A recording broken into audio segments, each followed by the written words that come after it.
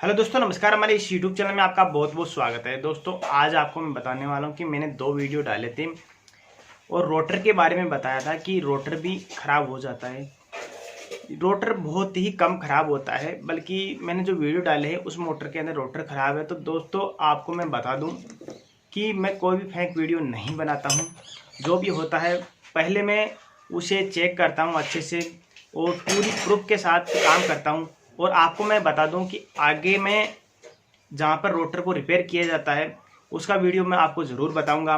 और समर्सिबल का जो रोटर होता है मोटर का, उसका भी इस तरह का हाल हो जाता है, तो उसको भी किस तरह से रिपेयर करते हैं वो आपको पूरी जानकारी में नेक्स्ट वीडियो में दूंगा। तो दोस्तों, आपको यकीन हो गया होगा, काफ़ी भाई बोल रहे थे कि आप उसमें कंडेंसर लगा लीजिए।